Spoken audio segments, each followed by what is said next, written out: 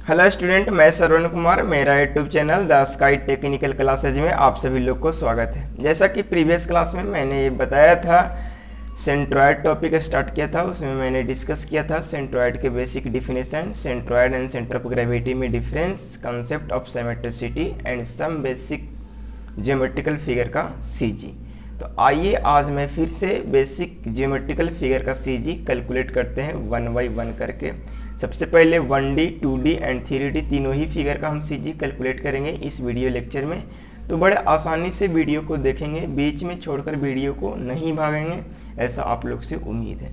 तो आइए मैं फिर से कंटिन्यू करते हैं लीनियर फिगर से, और लीनियर फिगर से कंटिन्यू करने के बाद 2D बताएंगे और 3D बताएंगे। तीनों ही फिगर को हम एक साथ अभी डील करेंगे। उम्मीद है आप लोग को ये वीडियो पसंद आएगा और लोगों में पसंद आने के बाद शेयर जरूर करेंगे, ठीक है। तो सबसे पहले तो हम पिछला प्रीवियस वीडियो में लेक्चर डाला था, तो आज मैं उसी को थोड़ा सा रिकॉल करके 1D को रिकॉल करते हैं और 2D और 3D को फिर से मैं पूरा डिटेल में एनालिसिस करेंगे। सबसे पहला जो बात अपन करेगा वो लीनियर फिगर की, लीनियर फिगर की। बड़े आसानी से चीज़ों को समझेंगे। लीनियर फिगर कहने का मतलब हुआ कि ये फिगर 1D होगा। क्या होगा? 1D, वन डायमेंशनल बॉडी होगा। पहला इसमें होगा 1D फिगर में वो होगा वायर होगा। क्या होगा? वायर, या इसी को कभी कभी बोलते हैं हम लोग प्यार से रड। क्या बोलते हैं? रड। बड़े आसानी से वायर का सीजी हम लोग देखे थे। अगर इस वायर का लेंथ L है, अगर इस वायर का यहाँ से यहाँ तक टोटल लेंथ क्या है? L है। अगर इस वायर का लेंथ अगर बात किया जाए AB से लेंथ क्या है? L है। तो बताइए जो इसकी अगर A पॉइंट को अगर बोलेंगे इंड और इस पॉइंट को भी बोलेंगे इंड, तो बड़े आसानी से कंसेप्ट को समझेंगे कि इसमें दो इंड हुए। तो बताइए इसकी CG जो होती है, बैलेंसिंग पॉइंट होती है, वो ठीक बीचों बीच होते हैं। तो बड़े आसानी से बोलेंगे कि यहाँ से यहाँ L/2 होते हैं और यहाँ से यहाँ L/2 होते हैं। इसको लैंग्वेज के फॉर्म में अपन लिखा था। क्या लिखा था? कि जो wire of CG, wire of CG at L/2 from, wire of CG L/2 from each end. यहाँ तक उम्मीद है आप लोग को समझ में आया होगा। उसके बाद हम एक और देखे थे 1D में सर्कुलर वायर, सर्कुलर वायर, या इसी को बोलते हैं रिंग। क्या बोलते हैं? रिंग। ये हो गया आपकी सर्कुलर वायर। सर्कुलर वायर पूरी तरह से गोल रहेगा, सर्किल रहेगा, उसकी एक सेंटर रहेगा। तो सर्कुलर वायर को जो CG होगा, CG of circular wire, circular wire को CG होगा एट द सेंटर। इसकी CG यहाँ पे होगी, इसकी CG होगी यहाँ पे। अगर एक बात और बात किया जाए तो राउंडेड यानी इस सरकमफ्रेंस से R डिस्टेंस पर होगी। कहाँ पे होगी? सरकमफ्रेंस से R डिस्टेंस। तब बोलेंगे क्या? एक पॉइंट और, R फ्रॉम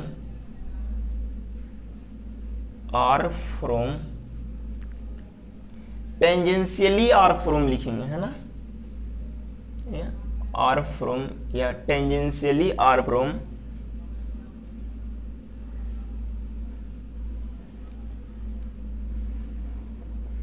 R from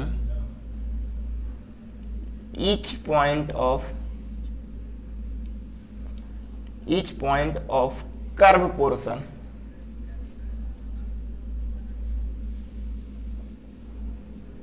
बड़े आसानी से हम लोग देख रहे हैं कि CG कवर कर रहे हैं यहाँ से यहाँ तक। ये R है तो भी बोलेंगे कि इसकी CG कहाँ पे आया? एट द सेंटर पर। तो हम दो बात से क्लियर कर चुके हैं कि CG या तो सेंटर पर होंगे, या तो अगर सरकमफ्रेंस से देखेंगे तो r डिस्टेंस पर होंगे। उम्मीद है ये बेसिक कंसेप्ट आप लोग को बहुत ज़्यादा क्लियर हो रहा होगा।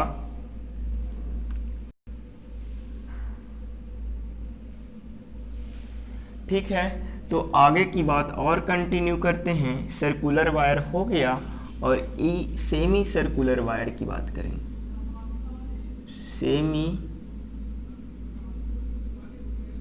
सेमी सर्कुलर वायर दिखाई पड़ रहा है?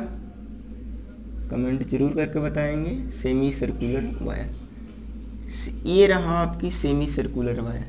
सेमी सर्कुलर वायर की अगर बात किया जाए तो हम बोलेंगे कि यहाँ से होगा 2r/π पर। बड़े आसानी से बताए थे प्रीवियस वीडियो लेक्चर में अपन कंसेप्ट ऑफ सिमेट्रिसिटी की।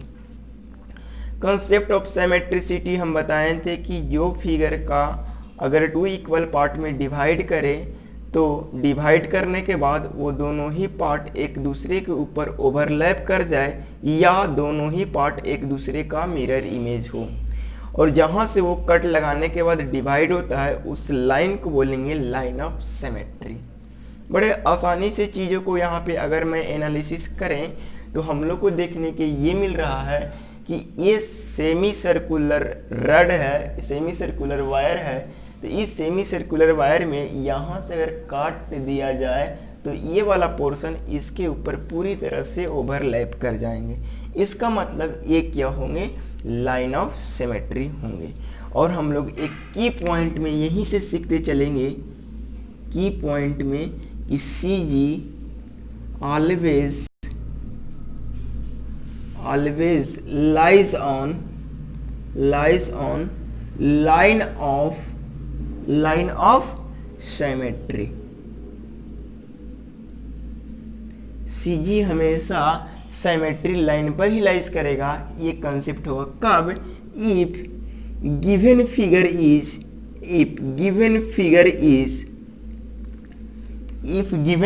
Is symmetry.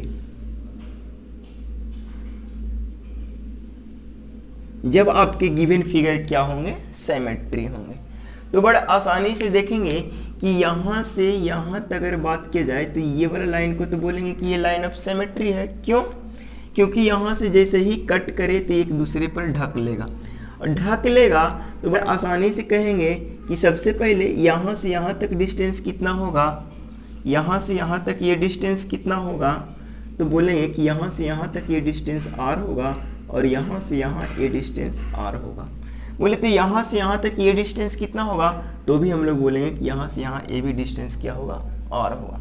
चीज़ों को बड़े आसानी से एनालिसिस करने के बाद हमको ये देखने को मिलेगा कि अगर लेफ्ट से अगर बात किया जाए तो लाइन ऑफ सिमेट्री का डिस्टेंस r है, राइट से अगर स्टडी किया जाए तो लाइन ऑफ सिमेट्री का डिस्टेंस r है।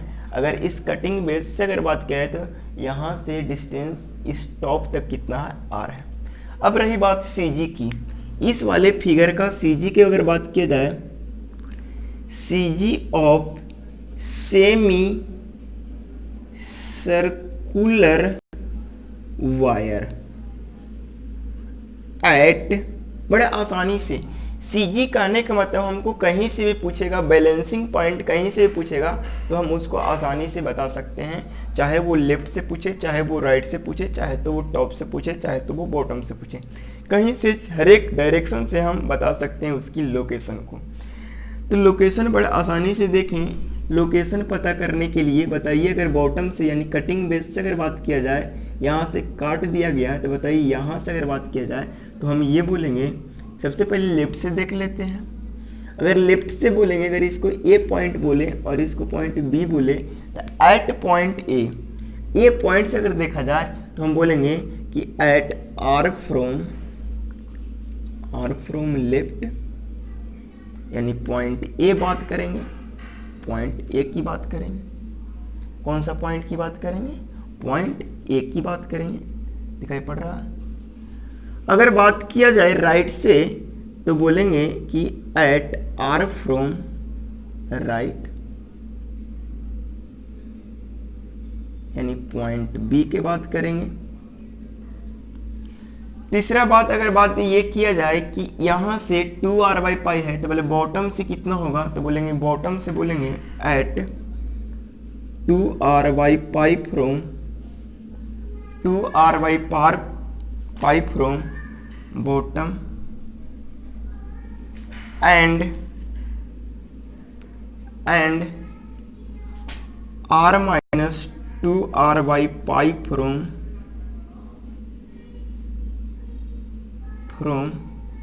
टॉप। चीज़ों को क्रिस्टल यहाँ से क्लियर हो रहा होगा। सारे स्टूडेंट ध्यान देंगे, जो भी अगर वीडियो लेक्चर को लेकर अगर दिक्कत हो रही है साउंड को लेकर तो कमेंट में ज़रूर बताएंगे, ठीक है। तो ये सेमी सर्कुलर वायर यानी रिंग के बारे में हमारा पूरा कवर अप हो चुका है। अब यहाँ से 1D यानी लीनियर फिगर का पूरा कंसेप्ट क्लियर हो गया। अब स्टार्ट करेंगे हम लोग 2D फिगर यानी सेकेंड फेज ज्योमेट्रिकल फिगर का स्टार्ट करेंगे।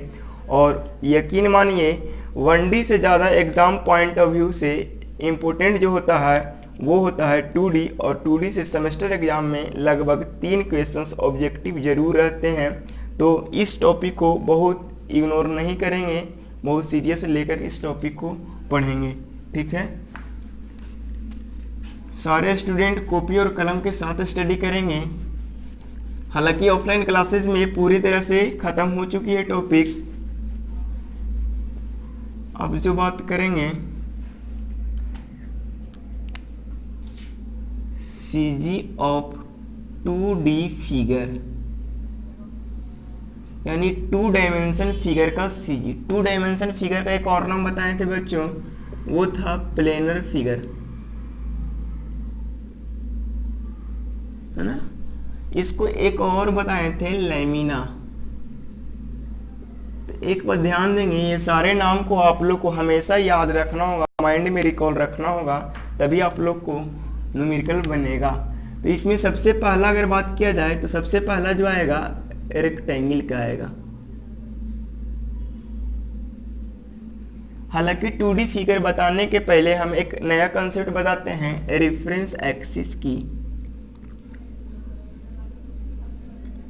रेफरेंस एक्सिस की रेफरेंस एक्सिस क्या है? The axis which is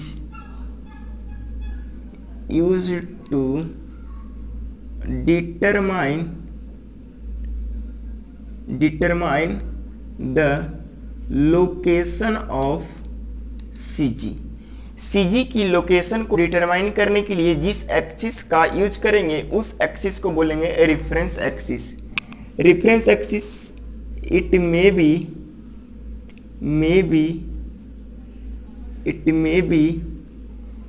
x reference axis and common दे दिए, कोई दिक्कत नहीं, एंड करके दो ही, एंड y रेफरेंस एक्सिस। बड़ा आसानी से क्रिस्टल क्लियर हो गया होगा। अगर बात किया जाए यहाँ पे छोटा सा इस फिगर के लिए, अगर इस फिगर का CG बताएं तो यहाँ पे एक एक्सिस ये बनेगा और एक एक्सिस ये बनेगा। बड़े आसानी से कोऑर्डिनेट सिस्टम में हम लोग स्टडी किए थे, बहुत बहुआ कंसेप्ट में यानी एकेडमिक लेवल में हम लोग ये स्टडी किए थे कि हमेशा हॉरिजॉन्टल वाले एक्सिस को बोलेंगे x और वर्टिकल वाला एक्सिस को बोलेंगे y। तो अपन दो टाइप्स के एक्सिस क्लियर हुआ, एक को बोलेंगे x रेफरेंस एक्सिस और एक को बोलेंगे y reference axis. Horizontal reference axis को बोलेंगे x रेफरेंस एक्सिस और वर्टिकल रेफरेंस एक्सिस को बोलेंगे y रेफरेंस एक्सिस। उम्मीद है यहाँ तक क्रिस्टल क्लियर हुआ होगा। तो रेफरेंस एक्सिस का मेन फंक्शन क्या है? तो रेफरेंस एक्सिस का मेन फंक्शन है CG का लोकेशन पता करना कि CG कहाँ है। CG अगर यहाँ है तो इसकी लोकेशन हम यहाँ से भी बता सकते हैं, यहाँ से भी बता सकते हैं, यहाँ से भी बता सकते हैं, यहाँ से भी बता सकते हैं, लेकिन सभी जगह से बताने जाएंगे तो हमारा समय एग्जाम में बहुत कम रहता है, तो आपके समय बेकार हो जाएंगे। तो हम लोग क्या करेंगे, एक एक्सिस सेलेक्ट कर लेंगे रेफरेंस एक्सिस, और उसी रेफरेंस एक्सिस के हेल्प से हम उसकी CG बता देंगे। जनरली एग्जाम में क्वेश्चंस पूछ लिए जाते हैं कि बताइए कि ये किसके अबाउट सिमेट्री है, तो जिसके अबाउट सिमेट्री होगा चेक कर लेंगे और उसके बाद उसकी CG बता देंगे। और एक बात अभी की पॉइंट में लिखाया था कि CG always lies on line of symmetry. CG हमेशा सिमेट्री लाइन पर ही होगा। कब? जब गिवन फिगर सिमेट्री होगा तब। ये सारे कंसेप्ट को अपन क्लियर रखेंगे और मैं एक रेक्टेंगल का फिगर बनाते हैं और चीज़ों को यहाँ से बड़े आसानी से एनालिसिस किया जा सकता है। अगर इसकी बात किया जाए B है और यहाँ से यहाँ तक इसकी लेंथ की बात किया जाए L है। चीज़ों को आसानी से अगर बात किया जाए तो यहाँ से अगर इसकी CG कहाँ पे होगा ये तो हम लोग को पता नहीं है, लेकिन इतना तो हम जरूर बता सकते हैं कि इसकी CG कहीं ना कहीं बीच में लाइज करेगा। ज्योमेट्री से अगर देखेंगे तो इसकी CG आधे पर लाइज करता है। ऑफलाइन क्लासेज में पूरे ढंग से बताया गया है कि इसकी CG आधे पर कैसे लाइज करता है। ये जहाँ पे बड़े आराम से देखेंगे, अगर यहाँ से अगर ये कट करें, यहाँ से अगर ये कट करें तो ये क्या होगा, एक दूसरे को ओवरलैप कर देगा। इसका मतलब ये क्या होगा, लाइन ऑफ सिमेट्री। तो बोला कि इधर से भी कट करें तो क्या ढक पाएगा, तो बोला हाँ ढक पाएगा, क्योंकि ये रेक्टेंगल है तो रेक्टेंगल की दो लाइन ऑफ सिमेट्री होंगे, एक तो हॉरिजॉन्टल होंगे और एक वर्टिकल होंगे। हॉरिजॉन्टल वाले को बोलेंगे एक्स एक्स रिफरेंस एक्सिस और वर्टिकल वाले को बोलेंगे वाई वाई रिफरेंस एक्सिस। यहाँ तक उम्मीद है क्लियर हुआ होगा। तो बड़े आराम से देखेंगे कि CG, अब बताइए CG को ये वाला रेफरेंस एक्सिस को हम यहाँ पे शिफ्ट कर सकते हैं, ये तो सिमेट्री लाइन हुआ। अब हम लोग रेफरेंस एक्सिस एक एज्यूम करेंगे, मान लेते हैं कि ये वाला जो रेफरेंस एक्सिस मान लेते हैं और एक रेफरेंस एक्सिस ये मान लेते हैं। बड़े आसानी से समझेंगे ये दोनों क्या है। ये अगर इसकी नाम A और B से रखें, अगर इसकी नाम उस समय के लिए अगर A और B रखें और इसका नाम रखें C और D, तो ये दोनों ही क्या है, ये लाइन और ये लाइन, ये दोनों ही लाइन क्या है, लाइन ऑफ सिमेट्री है। क्या है, लाइन ऑफ सिमेट्री है। और लाइन ऑफ सिमेट्री को शॉर्ट में हम लोग बोलेंगे LOS, यानी लॉस के नाम से जानेंगे। तो लाइन ऑफ सिमेट्री अपन को दो मिला, एक x के अबाउट और एक y के अबाउट। बड़े आसानी से और देखेंगे, अब यहाँ पे पता चला कि दोनों ही लाइन ऑफ सिमेट्री जहाँ इंटरसेक्ट कर रहे हैं वहाँ पे इसकी CG है। तो देखेंगे कि इसकी CG का लोकेशन हम कहाँ से बता सकते हैं। यहाँ से भी बता सकते हैं, टॉप से भी बता सकते हैं, बॉटम से भी बता सकते हैं, लेफ्ट से भी बता सकते हैं। तो हमको सभी जगह से बताने में टाइम की बर्बादी होगी, तो हम लोग ये कोशिश करेंगे कि कम से कम हम लोग दो रेफरेंस एक्सिस सेलेक्ट कर लेंगे और दोनों से बड़े आराम से हम क्या करेंगे कि हम लोग रेफरेंस एक्सिस को बता देंगे, उसके हेल्प से CG को भी बता देंगे। ठीक है, तो चीज़ों को यहाँ से एनालिसिस करने के बाद हमको ये मिला कि दो रेफरेंस एक्सिस मिला और यहाँ से ये कटिंग पॉइंट हुआ वो यहाँ से L/2 पर मिला और यहाँ से ये वाला पॉइंट मिला वो B/2 पर मिला। तो चीज़ों को अगर कोऑर्डिनेट सिस्टम से रिलेट किया जाए तो यहाँ से इसकी जो CG होगी वो सबसे पहले तो हम लोग x वाले को लिखेंगे, यानी L/2 एंड B/t, इसकी कोऑर्डिनेट फॉर्म में हुई। लेकिन अगर लैंग्वेज के फॉर्म में अगर लिखा जाए तो हम ये बोलेंगे, पहला तो बात बोलेंगे intersecting point of symmetry line भी बोलेंगे। दूसरा बोलेंगे तो ये बोलेंगे कि CG of rectangle, CG of rectangle at L/2 from, बताइए लेफ्ट है कि राइट है, लेफ्ट है, तो L/2 फ्रॉम लेफ्ट। बड़ा आसानी से समझेंगे, L/2 from left and B/2 from bottom, and B/2 from bottom. चीजों को और आसानी से समझेंगे कि एक कंसेप्ट तो समझ आया होगा, और एक कंसेप्ट और जो बार बार एग्जाम में पूछे जाते हैं वो कंसेप्ट को थोड़ा सा मैं एनालिसिस करता हूं और करने के बाद आप लोग से रिप्लाई जरूर लेंगे। चलिए देखिए कि यहाँ पे एक पॉइंट और आती है कि इसकी CG जो होती है इंटरसेक्टिंग पॉइंट ऑफ डायगोनल, जहाँ पे इसकी डायगोनल इंटरसेक्ट करेंगे वहाँ पे भी इसकी CG लाइज करेगा। तो ये पॉइंट सबसे इम्पोर्टेंट पॉइंट है, एग्जाम पॉइंट ऑफ व्यू से बहुत इम्पोर्टेंट है। बोलेंगे कि CG of rectangle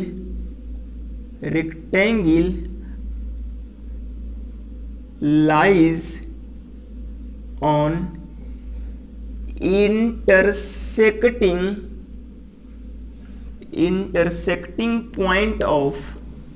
intersecting point of diagonal। बड़े आसानी से समझें कि यहाँ से रेक्टेंगल का दो ही बात हमको क्लियर हुआ क्रिस्टल में। एक तो हम लोग बोले कि L/2 from left and B/2 from bottom, left से L/2 और बॉटम से B/2। कोई अगर आपसे पूछ दिया जाए कि नहीं अगर राइट से बताइए, तो बताइए लेफ्ट से L/2 है, तो बताइए राइट से कितना होगा, तो L माइनस L/2, यानी फिर से बच जाएगा L/2। अगर बॉटम से हमें पता है और टोटल B पता है, तो हम लोग ये बोल सकते हैं कि यहाँ से यहाँ B/2 है और पूरा B है, तो बताइए ये वाला पोर्शन कितना बच जाएगा, तो बोलेंगे B/2 बचेगा। चीज़ों को और क्रिस्टल को क्लियर किया जाए तो हम लोग ये देखें कि यहाँ से आधे याद पर है और यहाँ से भी आधे याद पर है, तो हम लोग ये बोलेंगे इसकी जो CG लाइज करती है वो आधे याद पर लाइज करती है। याद रखने न्यूमेरिकल बनाने के पॉइंट ऑफ व्यू से हम लोग यही याद करेंगे रेक्टेंगल का CG हाफ पर लाइज करता है, आधे याद पर लाइज करता है। उम्मीद है रेक्टेंगल का CG सब लोग को समझ आया होगा और याद करने में थोड़ा आसानी होगा पहले से ज़्यादा। ठीक है, अब हम रेक्टेंगल ख़त्म किए, थोड़ी सी बात करेंगे स्क्वायर की। हालांकि स्क्वायर के क्वेश्चंस नहीं आते हैं क्वेश्चंस में, फिर भी हम लोग किसी भी कंसेप्ट को कम नहीं समझेंगे। एग्ज़ाम में कभी भी किसी भी टाइप्स के क्वेश्चंस पूछा जा सकता है। बात करेंगे एक किसकी, हालांकि ये पूरा इरेज करते हैं 2D फिगर से ही, बात करते हैं थोड़ी सी स्क्वायर की।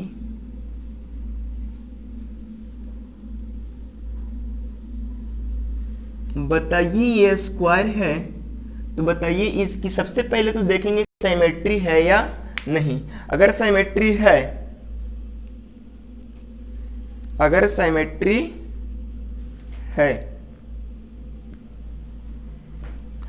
सिमेट्री है तो हम लोग सबसे पहले तो ये पहचानेंगे अगर स्क्वायर है, ये स्क्वायर है तो इसके लाइन ऑफ सिमेट्री ये होंगे और यहाँ से भी एक लाइन ऑफ सिमेट्री होंगे और यहाँ से भी लाइन ऑफ सिमेट्री होंगे। ये अपन को लाइन ऑफ सिमेट्री इसका मिला स्क्वायर में। अगर बात किया जाए, अगर यहाँ से यहाँ तक इसकी डायमेंशन अगर ये बात किया जाए, तो बताइए स्क्वायर में सारा ही डायमेंशन क्या होते हैं, सेम होते हैं। तो सारा ही डायमेंशन जब सेम होते हैं तो हम लोग बोलेंगे कि स्क्वायर जो होता है वो रेक्टेंगल का स्पेशल केस होता है। जब रेक्टेंगल का स्पेशल केस हुआ तो बताइए रेक्टेंगल में देखे थे CG हाफ पर लाइज कर रहा था, तो यहाँ पे भी बोलेंगे इसकी CG जो लाइज करेगा A/2 फ्रॉम ईच फेस या ईच साइड। यानी बोलेंगे पहला तो ये बोलेंगे कि CG of square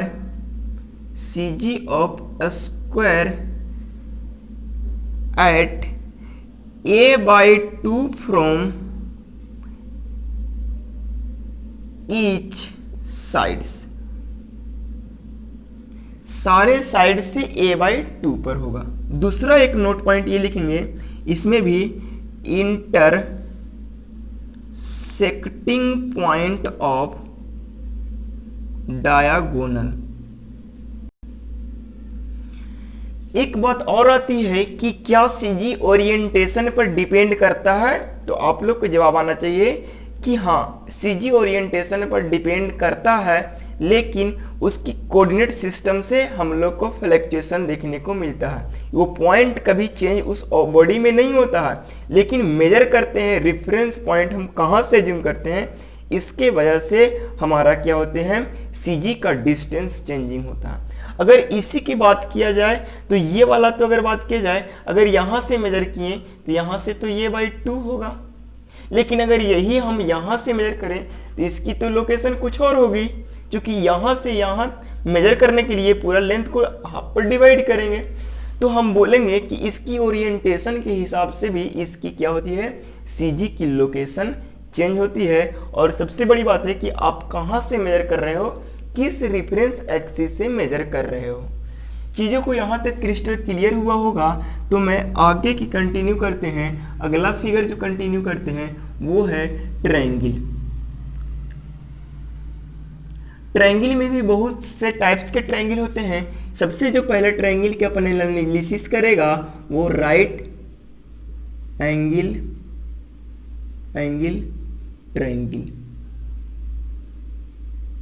right angle triangle के बारे में एनालिसिस करेंगे।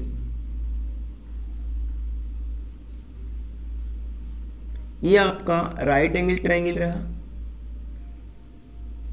अगर यहां से अगर बात किया जाए तो अगर इसको मानते हैं बेस तो इसको मान लेना होगा हमको हाइट। जैसे ही ये बेस और हाइट हम लोग को मिला तो बड़े आसानी से इस क्रिस्टल को क्लियर किया जा सकता है।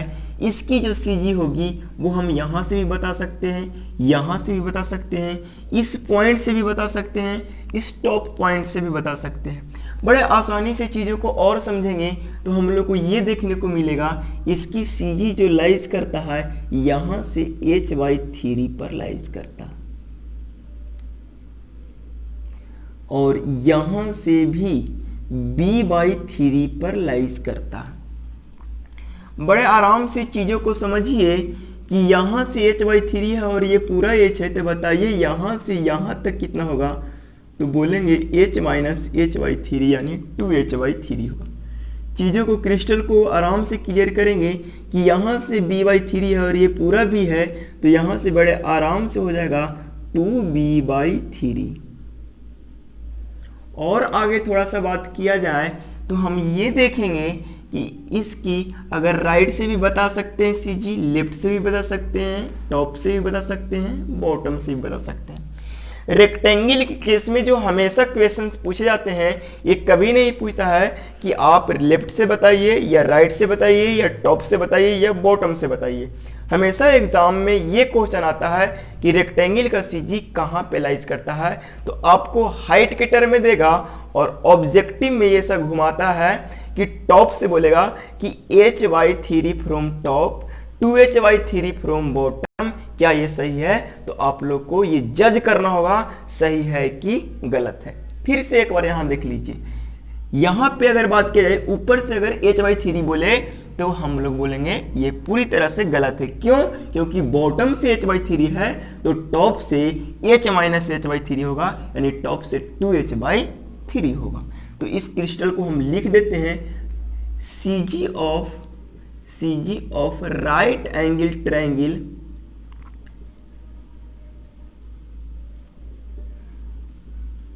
CG of right angle triangle. ये बोलेंगे हम लोग कि सबसे पहले h/3 फ्रॉम बेस, है ना। अगर बात किया जाए b/3 फ्रॉम लेफ्ट फेस, और अगर बात किया जाए तो बोलेंगे 2h/3 फ्रॉम टॉप। इसको टॉप बोलेंगे ना, इसको बोलेंगे टॉप, या बोलेंगे अपेक्स ना। इसको बोलेंगे राइट कॉर्नर, तो बोलेंगे 2b/3 फ्रॉम राइट कॉर्नर। ठीक है ना। उम्मीद है ये बात समझ आया होगा। तो मैं एक और क्वेश्चंस को ट्रायंगल से ही रिलेटेड डील करता हूं। ये है आपकी आइसोसेलस नहीं, equilateral triangle.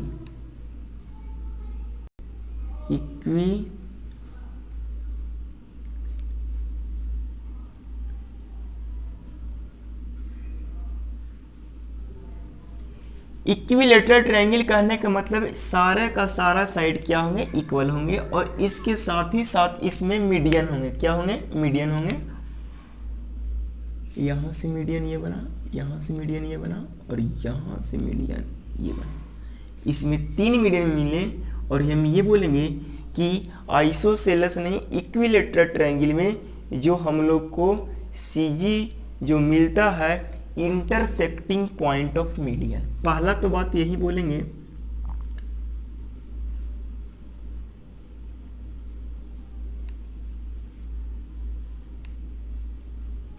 Intersecting point of median, यानी बोलेंगे CG of equilateral triangle.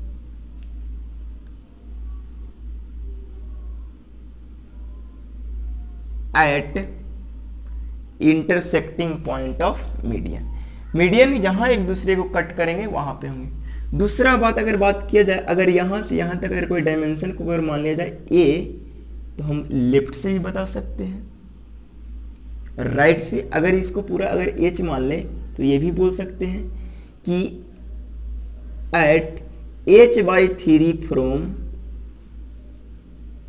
Bottom end 2h/3 from, बोलिए 2h/3 फ्रॉम टॉप।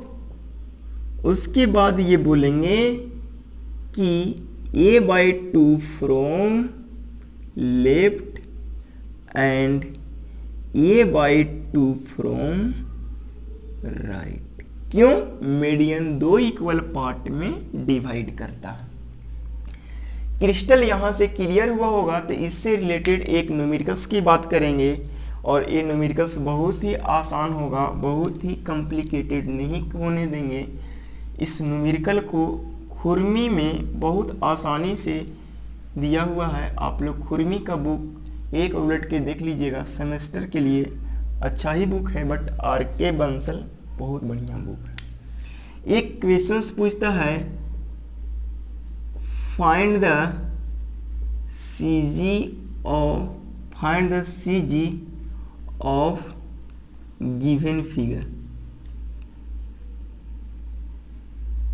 इस गिवन फिगर का आप लोग का CG निकालना। ये इक्विलेटरल ट्रायंगल दे रखा है,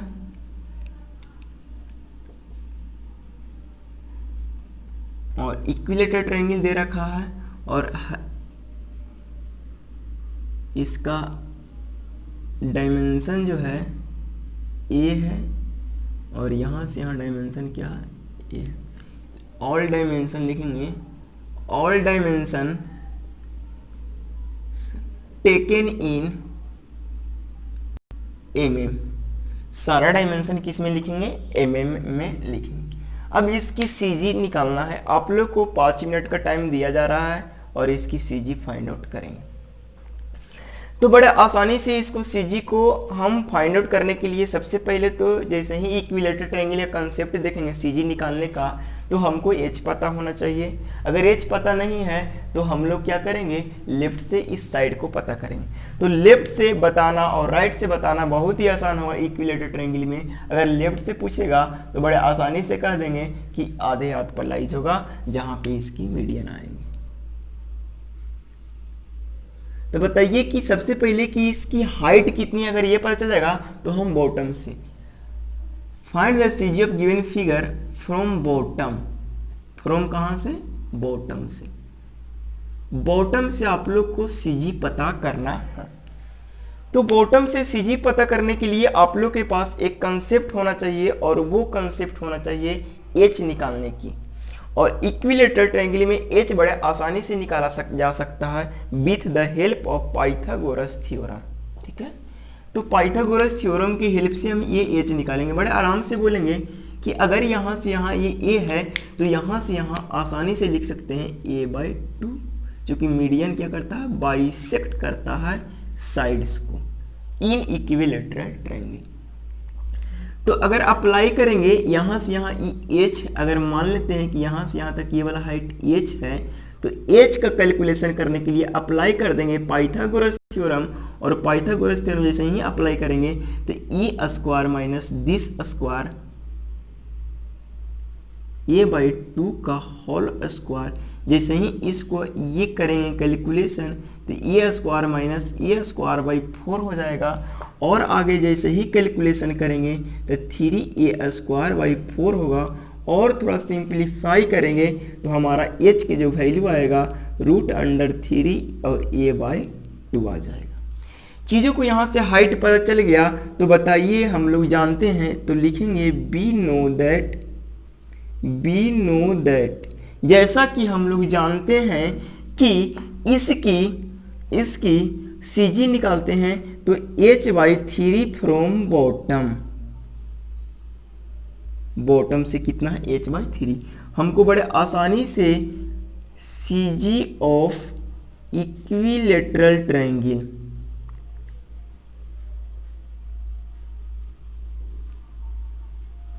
तो बताइए h की वैल्यू हम लोग को पता है 3 इंटू a/2 है। तो बताइए यहाँ पे h की वैल्यू हुआ और h में h/3 h नहीं है h/3 है तो ये वैल्यू h के मिला और इसमें 3 से डिवाइड दे देंगे तो यही होगा फ्रॉम बॉटम।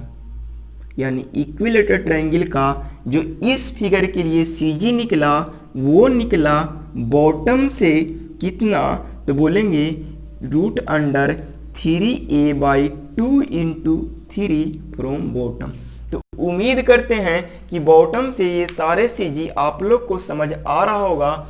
आप लोग से ये पूछ देगा इसी क्वेश्चंस में कि बताइए लेफ्ट से कितना होगा, तो लेफ्ट से a/2 होगा। तो बताइए राइट से कितना होगा, तो बोलेंगे राइट से भी a/2 होगा। बोले बॉटम से तो बता दिए, टॉप से कितना होगा, तो बोले बॉटम से तो इतना निकला, तो बताइए टॉप से कितना होगा, तो बताइए टॉप से जो हम लोग निकालेंगे वो होगा h माइनस रूट अंडर कितना हो जाएगा, दिखाई पड़ रहा है नीचे, नहीं दिखाई पड़ रहा। चलिए यहाँ पे अगर टॉप से अगर बात किया जाए तो h माइनस h/3 कर देंगे, यानी कर देंगे 2h/3 और यहाँ से देंगे 2 इंटू √3 इंटू a/2 h की वैल्यू है और यहाँ से 3 से और डिवाइड कर देंगे। ये 2 से 2 कैंसिल हुआ यानी कितना हो जाएगा √3a/3। बड़े आसानी से सारे ये कहाँ से, तो फ्रॉम टॉप से। तो बड़े आसानी से एक न्यूमेरिकल को भी अपन डिस्कस कर दिया और न्यूमेरिकल को डिस्कस करने के बाद बड़े आसानी से अब मैं मूव करता हूँ सर्किल में। और जैसे ही सर्किल में मूव करेंगे तो उसमें भी थोड़ा सा कोई कंसेप्ट को लेकर आएंगे और कंसेप्ट की हेल्प से हम आसानी से सारे CG को याद रखने का फास्ट टेक्निक बताएंगे। जिन लोगों को लग रहा है कि वीडियो बहुत स्लो है तो वो लोग स्पीड करके देखेंगे स्पीडोमीटर से, और जिन लोगों को लगता है कि वीडियो बहुत फास्ट है, हालांकि फास्ट तो जरा सा भी नहीं है, अगर जिन लोगों को लगता है कि बहुत फास्ट है तो वो लोग क्या करेंगे, स्लो करके वीडियो को देखेंगे। जिन लोगों को लगता है कि वीडियो नॉर्मल ही सही है तो वो लोग ऐसे ही देखेंगे। और जिन लोगों को क्वालिटी को लेकर इशू है तो वो लोग थोड़ा सा 460 या 360 में जाकर वीडियो देखेंगे तो आप लोग को बहुत ही अच्छा रहेगा। बात आती है सर्किल की। 2D फिगर में सर्किल की एक बात आती है।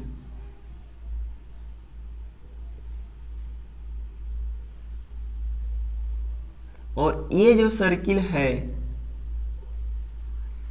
इस सर्किल का सेंटर अगर ये है, अगर ये सर्किल का सेंटर है और यहाँ से यहाँ तक क्या है, R है, तो हम लोग सर्किल का, हालांकि एग्जाम पॉइंट ऑफ व्यू से इम्पोर्टेंट नहीं है, लेकिन अगर जब सीख रहे हैं तो सारे चीज़ को सीखें। तो इसको लिखेंगे CG of circle at the centre of circle या सेंटर एट द सेंटर। पहला बात ये हुआ। दूसरा बात ये बोलेंगे कि दूसरा बात ये बोलेंगे हम लोग, सबसे पहली बात एक बात और इसमें सीख लेंगे कि बताइए इसमें लाइन ऑफ सिमेट्री कितने होंगे, तो बोलेंगे सर्किल में जब लाइन ऑफ सिमेट्री इनफाइनाइट होते हैं, क्या होते हैं, इनफाइनाइट लाइन ऑफ सिमेट्री होंगे। और हम लोग जानेंगे कि जब 2 से ज़्यादा या 2 लाइन ऑफ सिमेट्री होंगे तो उसकी जो CG लाइज करेंगी वो इंटरसेक्टिंग पॉइंट ऑफ डायगोनल पर होगी। क्या होगी, इंटरसेक्टिंग पॉइंट ऑफ डायगोनल होगी। चीज़ों को बड़े आसानी से समझेंगे कि इसमें इनफाइनाइट लाइन ऑफ सिमेट्री होंगे तो कोई 2 लाइन ऑफ सिमेट्री को इंटरसेक्ट कराएंगे और जहां एक दूसरे को इंटरसेक्ट करेगा वही उसका क्या हो जाएगा, CG हो जाएगा, सेंटर ऑफ ग्रेविटी हो जाएंगे या सेंट्रॉइड हो जाएंगे। चीज़ों को समझेंगे, बहुत डिफरेंस समझाए थे centroid and centre of gravity में। तो ये बताए थे 2D फिगर के लिए यूज करेंगे सेंट्रॉइड और 3D फिगर के लिए यूज करेंगे सेंटर ऑफ ग्रेविटी। तो यहाँ पे सेंट्रॉइड और सेंटर ऑफ ग्रेविटी में ज़्यादा कन्फ्यूजन नहीं होंगे क्योंकि यहाँ पे प्लेन फिगर है तो सेंट्रोइड भी बोलेंगे और सेंटर ऑफ ग्रेविटी भी बोलेंगे। वो कंसेप्ट यहाँ पे न्यूमेरिकल जब भी पूछेगा तो सेंटर ऑफ ग्रेविटी ही दे देगा 2D और 3D सब के लिए। तो हम लोग को ये समझना है जब डिफरेंस पूछे तो ये बताना है कि इसके लिए यूज करते हैं, इसके लिए ये टर्म यूज करते हैं। ठीक है, तो बड़े आसानी से ये भी क्रिस्टल क्लियर हुआ होगा। दूसरा में इंटरसेक्टिंग पॉइंट ऑफ डायगोनल भी बोल सकते हैं इसमें, कि जहाँ दो डायगोनल सर्किल का टच इंटरसेक्ट किया वहीं पे सीजी लाइज करेगा। तो यहाँ पे एक बात और बोलेंगे, इंटरसेक्टिंग पॉइंट ऑफ डायगोनल, या ये बोलेंगे कि R from each point of, या R from tangentially each point of circumference. R from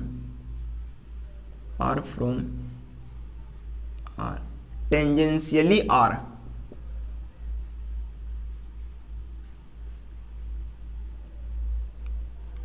tangentially R from each point of circumference।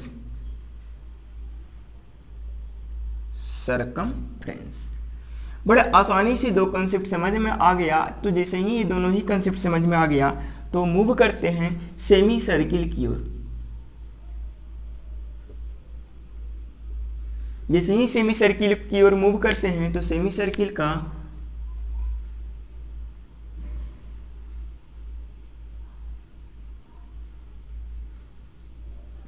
ये अपन को बना सेमी सर्किल। सेमी सर्किल का यहाँ पे अगर मान लेते हैं ये सेंटर पॉइंट है और यहाँ से यहाँ आर होगा और यहाँ से यहाँ भी क्या होगा, आर होगा। तो यहाँ से यहाँ भी हमको आर होना होगा। तो सेमी सर्किल की अगर बात किया जाए, बताइए इसमें लाइन ऑफ सिमेट्री होंगे? तो बोले जवाब आना चाहिए कि यस होंगे। लाइन ऑफ सिमेट्री होंगे? जवाब सब लोग को आना चाहिए क्या, कि यस होंगे। बोले कैसे? तो बोले कि यहाँ से कट करेंगे, इस वाले लाइन से कट करेंगे, इस वाले जगह से अगर कट करेंगे हम लोग तो ये वाला फिगर एक दूसरे को पूरी तरह से क्या कर लेगा, ढक लेगा। तो ये लाइन ऑफ सिमेट्री है, तो सीजी हमेशा लाइज करेगा लाइन ऑफ सिमेट्री पर। तो अब हमको बताना है कि बॉटम से कितना होगा। तो जो बॉटम से होता है वो होता है 4r/3 पाई पर। यहाँ से जो सीजी लाइज करता है 4r/3 पाई पर, तो ऊपर से कितना होगा, तो ऊपर से होगा r-4r/3। तो बोले लेफ्ट से कितना होगा, तो बोले लेफ्ट से होगा r पर। बोले राइट से कितना होगा, तो राइट से भी क्या होगा, r पर।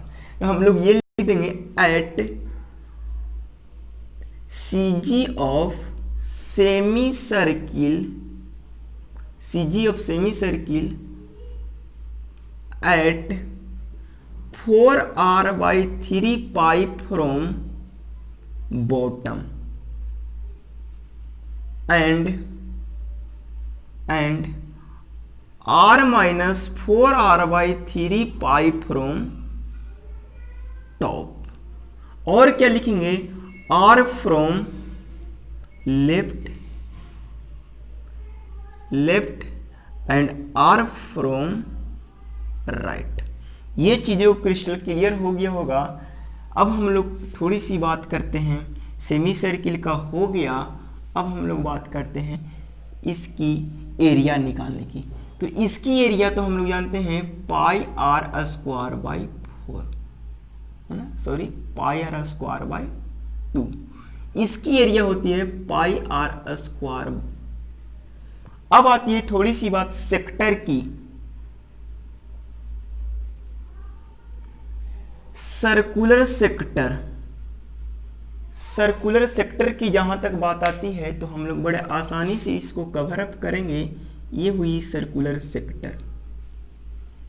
फिगर कट नहीं रहा है, नहीं रहे कट। इसको अगर मान लेते हैं थीटा, या इसको मान लेते हैं अल्फा, तो बताइए कि ये इसकी ओरिजिन होगी और यहां से यहां ये वाला आर डिस्टेंस होगी और ये वाला भी क्या होगी, आर होगी। अब बताइए कि जब ये आर होगी तो इसकी सबसे पहले तो ये बताना है क्या ये सिमेट्री है। तो जवाब आना चाहिए सारे लोग को कि हाँ ये सिमेट्री है। अब जब सिमेट्री है तो सीजी कहाँ पे लाइज करेगा, तो बोलेंगे सिमेट्री लाइन पर ही लाइज करेगा। तो यही बताया गया है कि यहाँ से इसकी सीजी जो होती है 2r sin अल्फा बट्टा 3 अल्फा। तो इसको अगर यहाँ से यहाँ तक ये वाला डिस्टेंस, यहाँ से यहाँ तक ये डिस्टेंस, यहाँ से यहाँ तक ये डिस्टेंस 2 और साइन अल्फा बटा 3 अल्फा है, तो बताइए यहाँ से कितना होगा? तो यहाँ से होगा r माइनस 2 और साइन अल्फा बटा 3 अल्फा। तो हम लोग ये लिखेंगे कि इसकी जो CG होगी, CG of circular sector at 2r sine alpha बटा 3 अल्फा फ्रॉम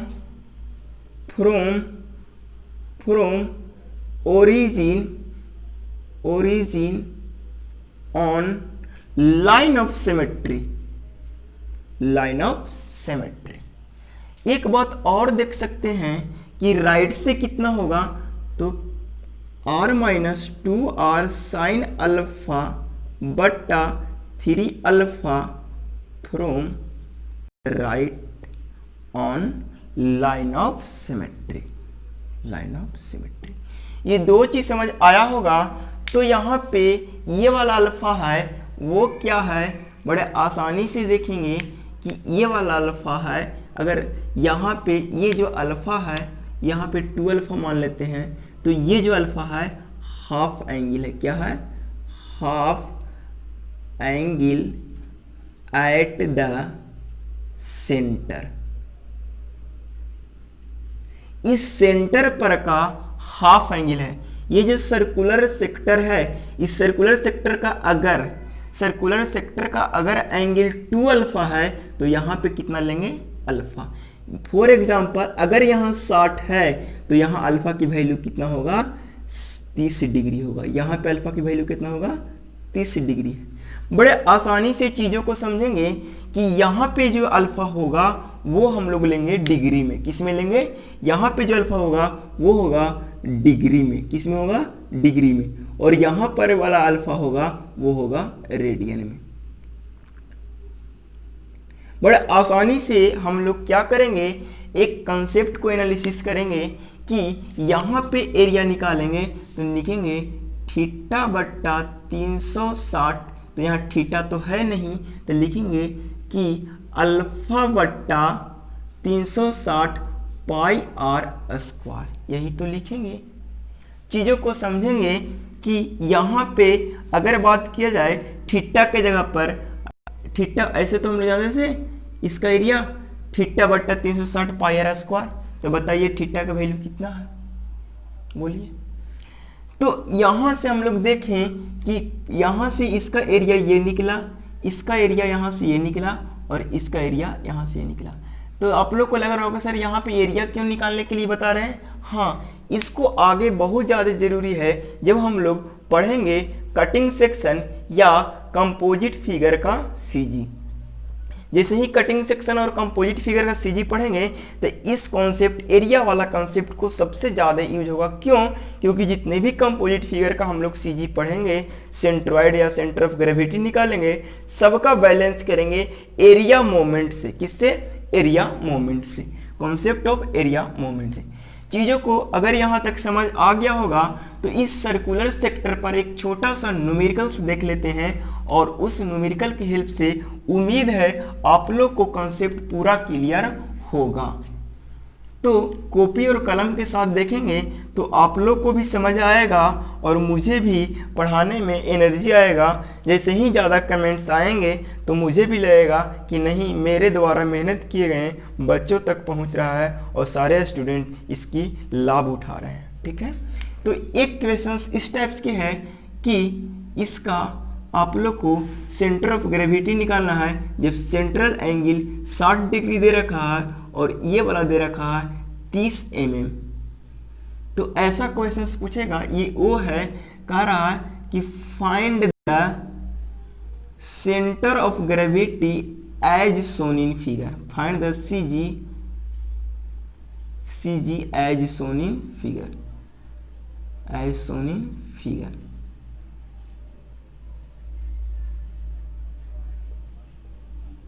जैसा कि चित्र में दिखाया गया और इसकी CG फाइंड करना है, तो सबसे पहले कि इसको हम लोग देखेंगे कि लाइन ऑफ सिमेट्री है, तो बोला हाँ है। हम लोग ये जानते थे कि यहाँ से ओरिजिन से O से कितना होगा, तो हम लोग जानते हैं बी नो दैट, जैसा कि यहाँ पे कंसेप्ट बताएं तो हम लोग तो जान ही गए, तो लिखेंगे बी नो दैट, जैसा कि हम लोग जानते हैं कि 2r साइन अल्फा बट्टा 3 alpha from origin O on line of symmetry, ये हम जानते हैं CG ऑफ सर्कुलर सेक्टर। बड़े आसानी से चीज़ों को समझेंगे। 2 इंटू आर के जगह पर 30 mm लिखेंगे और साइन अल्फा के जगह पर कितना लिखेंगे, तो बताइए 2 अल्फा बराबर 60 डिग्री है, तो बताइए अल्फा बराबर कितना होगा 30 डिग्री। क्यों? क्योंकि यहाँ पे डबल है और यहाँ पे क्या है, हाफ है, तो यहाँ पे भी एंगल डबल है, तो यहाँ पे क्या होना होगा, हाफ। और एक कॉन्सेप्ट और बताए थे, यहाँ पर के एंगल को हम लिखेंगे डिग्री में और यहाँ पे के एंगल को हम लिखेंगे रेडियन में। तो बड़ा आसानी से देखेंगे कि यहाँ पे एंगल 30 डिग्री लिखेंगे और यहाँ 3 इंटू अल्फा। तो हम लोग जानते हैं, थोड़ा सा छोटा सा एक कन्वर्जन की बारे में बात की, कन्वर्जन थोड़ा सा देख लेते हैं कि पाई रेडियन बराबर होता है 180 डिग्री। पाई रेडियन बराबर कितना होता है, 180 डिग्री, यानी हम बोल सकते हैं 180 डिग्री बराबर होगा पाई रेडियन। तो 1 डिग्री बराबर क्या होगा, 180 by pi radian, 180 by pi by 180 radian. तो बताइए 30 डिग्री बराबर कितना रेडियन होगा, तो पाई बाई 180 गुने 30 रेडियन।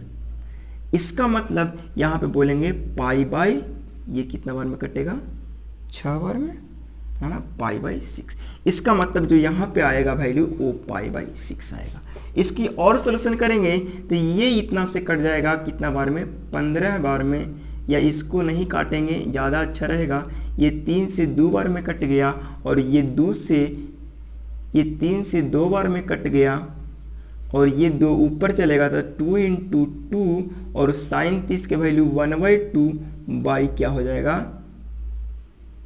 कैलकुलेशन देख लीजिए, ये 2 हो गया, ये 30 इंटू 30 कर देते हैं 30 mm, ये इसका कहानी हो गया और ये 3 से 2 बार में ख़त्म हो गया। ये आपकी और डिवाइड में बच गया पाई।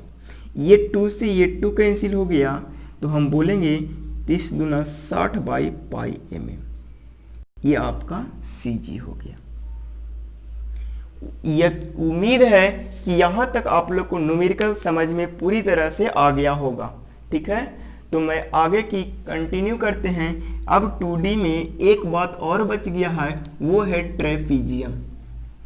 और ट्रेपीजियम ख़त्म होने के बाद तुरंत हम 3D में मूव करेंगे और 3D को ख़त्म करने के बाद तुरंत हम लोग आ जाएंगे कंपोजिट फिगर में। इस लेक्चर में तो इतना ही ज़्यादा लंबा हो जाएगा, इसीलिए हम लोग क्या करेंगे, कंपोजिट फिगर को नेक्स्ट लेक्चर में पढ़ेंगे।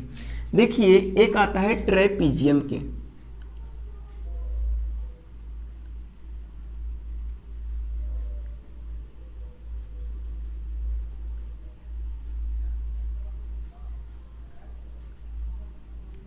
ट्रेपीजियम। अब ट्रेपीजियम की बात आई तो ट्रेपीजियम ऐसे भी बन सकता है, तीनों को हम एनालिसिस करेंगे। इस टाइप्स के भी बन सकता है ट्रेपीजियम, ट्रेपीजियम इस टाइप के भी बन सकता है और ट्रेपीजियम इस टाइप के भी बन सकता है, और भी टाइप्स के बन सकते हैं। बट सारे का कंसेप्ट हम थोड़ा सा यहाँ पे एनालिसिस करेंगे, आप लोग थोड़ा सा समझने की कोशिश कीजिएगा। अगर इसकी साइड यहाँ से यहाँ A मानते हैं और ये दोनों ही यहाँ से यहाँ इसको B मानते हैं, अगर इसको मान लेते हैं कुछ समय के लिए सिमेट्री है, तो बड़े आसान से बोलेंगे concept, CG always lies on line of symmetry. CG हमेशा सिमेट्री लाइन पर लाइज करता है। तो अगर इसकी हाइट अगर h बोला जाए तो हम यहीं से कहीं ना कहीं इसकी CG बोलेंगे। तो लिखेंगे इसकी CG at CG of trapezium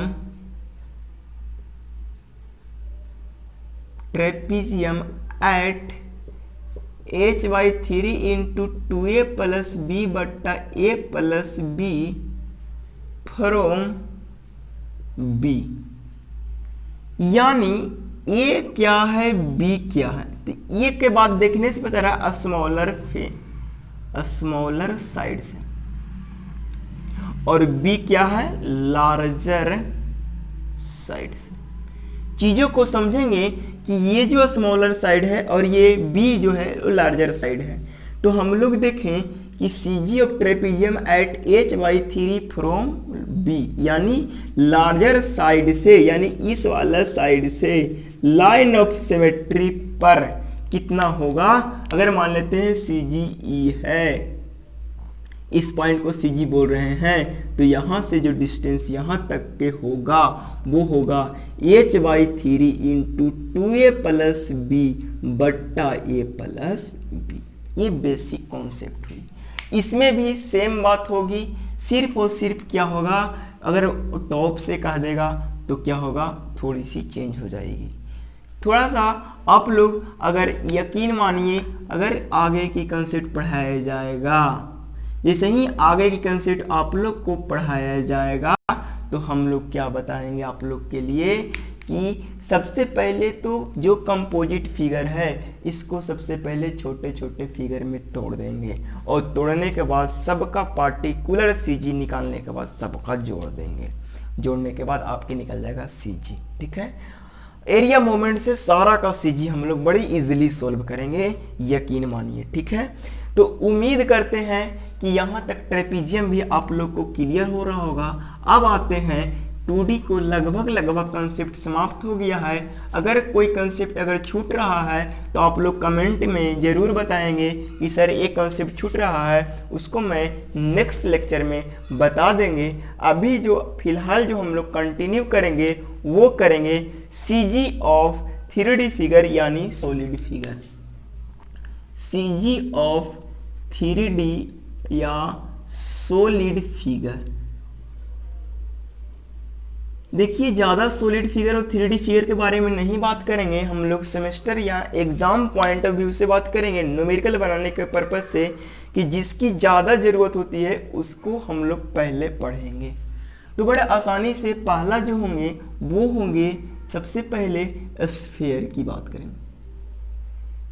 जैसे ही स्फीयर कंप्लीट होंगे, स्फीयर यानी ये 3D बॉडी है, और ये 3D बॉडी होने की वजह से इसमें भी कोई चेंजिंग नहीं होगा। जिस तरह से सर्किल में होते थे सारा इसकी CG उस वैसा ही होगा। तो यहाँ पे होगा at the centre. CG of sphere कहाँ पे होगा, at the centre of sphere या सेंटर। ठीक है, अगर हम बोलेंगे तो आर फ्रॉम, एक बात और लिखेंगे, R from each point of, या tangentially R from each point of curve portion. तो सर स्फीयर में ज़्यादा टाइम पास नहीं करेंगे, हम लोग बात करेंगे हेमीस्फीयर की। दो बात आती है, सेमी और हेमी। तो सेमी बर्ड हम लोग 2D फिगर के लिए यूज करेंगे, और हेमी बर्ड 3D फिगर के लिए यूज करेंगे। बड़े आसानी से क्रिस्टल क्लियर हो रहा होगा।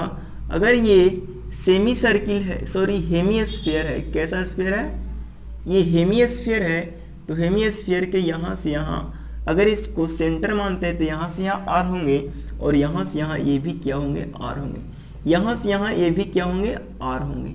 बड़े आसानी से क्रिस्टल को क्लियर करेंगे। ये फिगर सिमेट्री है तो बोला कि हाँ है, तो CG कहाँ पे लाइज करेगा, तो CG always lies on line of symmetry. मान लिया जाए कि यहाँ पे हुई, तो ये जो मेजरमेंट हम लोग को मिला वो मिला 3r/8 फ्रॉम कटिंग बेस। तो हम लोग ये बोलेंगे कि R from 3 CG of hemisphere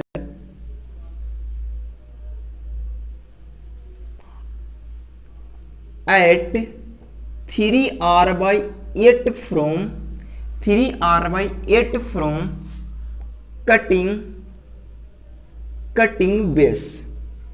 cutting base से 3r/8 पर होगा, या और आगे बोलेंगे r from left and r from right. चीज़ों को यहाँ से क्रिस्टल क्लियर हो गया होगा, तो थोड़ी सी बात करेंगे हम लोग सेगमेंट ऑफ स्फीयर की। जैसे ही सेगमेंट ऑफ स्फीयर की बात कर, आवाज़ क्लियर आ रहा है? हम लोग बड़े आसानी से बात करेंगे सेगमेंट ऑफ स्फीयर की। कभी कभी डायरेक्ट ये क्वेश्चन एग्जाम में पूछे जाते हैं 4 मार्क्स में। जितने भी ये सारे चीज बताया गया है ऑब्जेक्टिव पर्पस से आपके 1 मार्क्स के ही पूछा जाता है, ऑब्जेक्टिव टाइप से पूछा जाता है, लेकिन 3 क्वेश्चंस ऑब्जेक्टिव में रहते हैं और तीनों ही 1-1 मार्क्स के रहते हैं। ठीक है, उम्मीद करते हैं कि यहाँ तक दोनों की क्रिस्टल क्लियर हुआ होगा। अब जो बात आएंगे नेक्स्ट हेमीस्फीयर की, सॉरी सेगमेंट ऑफ स्फीयर की। तो सबसे पहले तो हम स्फीयर बनाते हैं और उससे सेगमेंट निकालते हैं, यानी टुकड़ा निकालते हैं। ये हो गई स्फीयर, बढ़िया से स्फीयर बनाते हैं ना। मान लेते हैं ये क्या स्फीयर। जैसे ही ये स्फीयर है तो इसको हम मान लिया जाए कि आधा से नहीं काटें, और जैसे ही आधा से नहीं काटें, कहीं ऊपर से काट लें कहीं नीचे से, यानी ज़्यादा और कम काट दिए, रेडियस यानी डायमीटर का लॉन्ग नहीं काटे, तब उस पोर्शन को सीजी कितना होगा। तो बड़े आसानी से ये आपके मिला सेगमेंट। क्या मिला? सेगमेंट।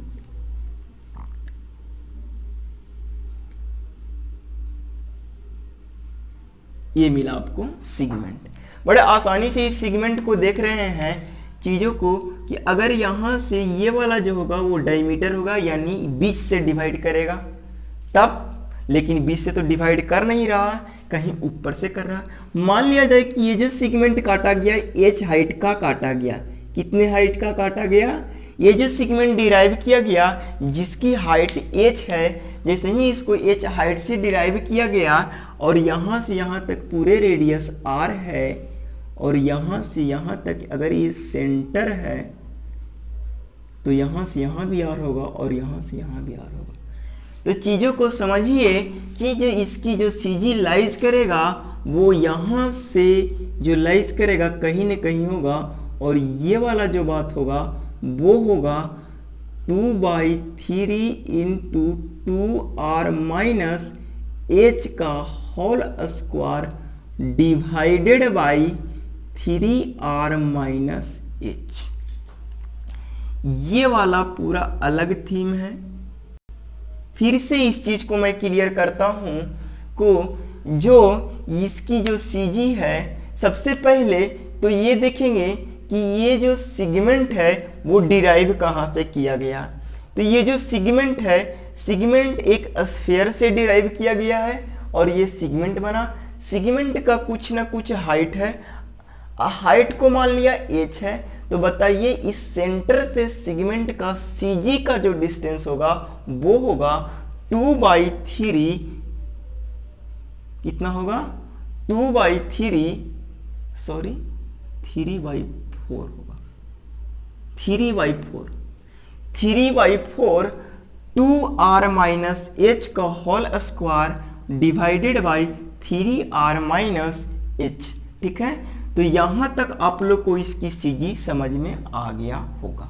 अगर आपसे ये क्वेश्चन इस पर एक एग्जाम्पल कर लिया जाए और इस एक एग्जाम्पल के हेल्प से हम लोग ये देखेंगे कि अगर कोई ऐसा सेगमेंट दे दिया है जिसकी h के जगह पर 5 mm है और r के जगह पर 10 mm है, तो इस सेगमेंट का सीजी निकालिए। तो हम लोग जानते हैं वी नो दैट, लिखेंगे वी नो दैट सीजी क्या जानते हैं 3r/4 into 2r minus h का होल स्क्वायर और 3r माइनस h।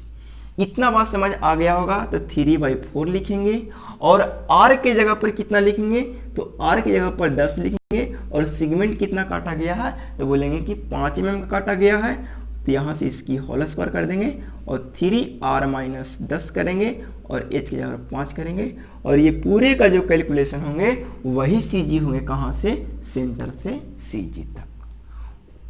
उम्मीद करते हैं कि यहाँ तक आप लोग को समझ में आ गया होगा, और जिन लोगों को ये बात समझ नहीं आया वो लोग कमेंट करेंगे, मैं फिर से नेक्स्ट वीडियो लेक्चर में ज़रूर इस चीज़ को रिप्लाई देंगे और कंटिन्यू करेंगे। यकीन मानिए कि यहाँ तक वीडियो हेलो आवाज़ जा रहा है, आवाज़ तो जा रहा है।